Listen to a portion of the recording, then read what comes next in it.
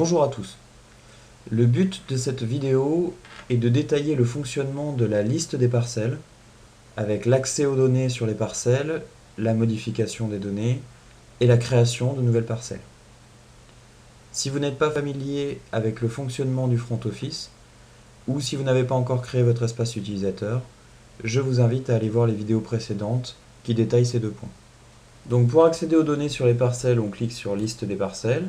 Ici, on retrouve la liste des parcelles auxquelles on a accès, avec plusieurs de leurs paramètres qui sont affichés, sur lesquels on peut faire des tris, des filtres, et retrouver ainsi rapidement la parcelle que l'on cherche. Donc je veux retrouver une donnée sur ma parcelle d'asperges installée à Tours. Je la retrouve dans ma liste, et je clique simplement sur son nom, le nom de la parcelle, pour accéder à toutes les données.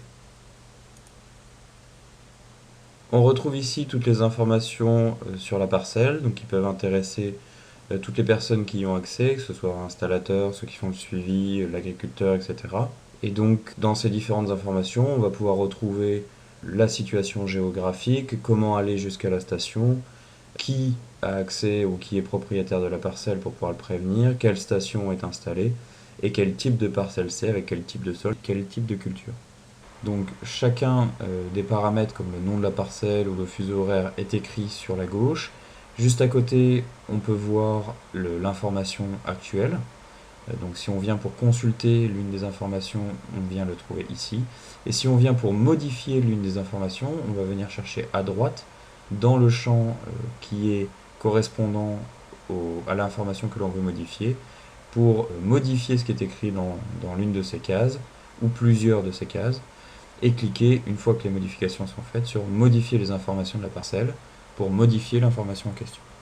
Donc ici nous avons le nom de la parcelle, qui s'appelle démo2, que l'on peut modifier ici, la surface de la parcelle en hectares, 50 hectares, le fuseau horaire, donc GMT plus 2 c'est en France en été, GMT plus 1 pour la France en hiver, et chacun des onglets qui sont ici. Donc, dans adresse, on va retrouver le commentaire ou les commentaires. On inscrit ici comment aller du point GPS jusqu'à la station en elle-même. Donc là, depuis le point GPS, on va longer le bois, et après l'étang à gauche, on va retrouver notre station. L'adresse, donc le bois joli, code postal 37 000 Tours, et le pays France.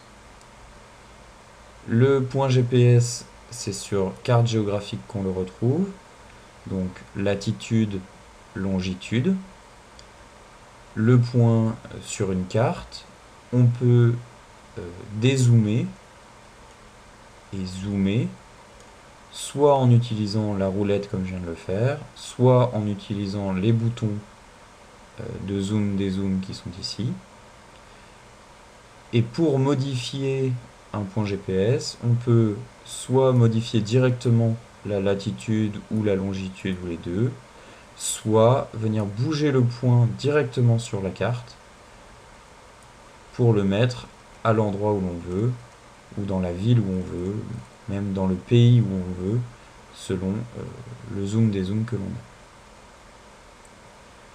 Dans informations, on va retrouver toutes les informations sur la parcelle, donc le type de sol, que l'on peut choisir parmi toute une liste de types de sol existants.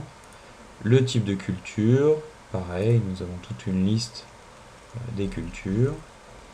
Le mode d'irrigation, de même, vous avez le menu déroulant sur le côté. La ressource en eau en mètres cubes par hectare. La date de pose et la date de dépose du matériel sur la parcelle. Nous avons l'information de qui est le propriétaire de la parcelle, donc c'est de base c'est celui qui a créé la parcelle, mais ça peut être modifiable après coup, ainsi que qui a accès aux informations sur la parcelle. En l'occurrence, il n'y a qu'un seul utilisateur qui a accès à cette parcelle, c'est Monsieur Démonstration qui est le compte de démonstration. Enfin, on peut voir quelles stations sont reliées à cette parcelle, donc quelles stations sont installées sur cette parcelle. Ici, il n'y en a qu'une, la station nommée en test, dont l'ID est 348. Pour l'exemple, je vais ici modifier des informations sur cette parcelle. Donc si je veux modifier sa situation géographique, je vais dézoomer pour déplacer par exemple la parcelle de Tours. En fait, elle est à Amboise. Je prends le point, je vais le mettre proche d'Amboise. Je vais zoomer pour plus de précision. Je vais mettre le point en fait ici. Donc on voit que la latitude et longitude se sont mis à jour. Je fais modifier les informations pour que ce soit sauvegardé. Et puis je vais changer dans les adresses pour que ça soit visible dans la liste des parcelles. Donc je vais changer le code postal et dire que c'est à Amboise. Et je fais modifier les informations de la parcelle. Si je reviens dans ma liste des parcelles, je vois que ma parcelle démo 2 n'est plus à Tours, mais bien à Amboise. Dernier point de ce tour d'horizon des parcelles, comment créer une nouvelle parcelle. Donc imaginons que je veux créer ma parcelle de 100 hectares de blé. Je vais faire créer une nouvelle parcelle, ici, le bouton qui est dans la liste des parcelles. On voit qu'il y a 2 champs obligatoires et les autres ne sont pas obligatoires. Donc les 2 champs obligatoires, c'est ceux qui ont les étoiles. Je vais lui donner un nom, par exemple démo 4. La surface, j'ai donc dit que ça faisait une centaine d'hectares. Le fuseau horaire, on est en France en été, donc 2, France en hiver, c'est 1.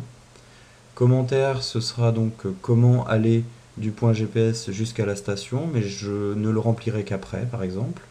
L'adresse et le code postal, etc. Pareil, j'ai envie de ne le remplir qu'après. Donc je fais créer ma parcelle. On s'en retrouve dans le détail de la parcelle, donc je peux modifier les différentes données. Par exemple, si je veux remplir le fameux commentaire, donc je vais dire que c'est après le chemin de terre sur la droite que se trouve la station. L'adresse, je ne l'ai pas forcément en tête maintenant, je la remplirai plus tard.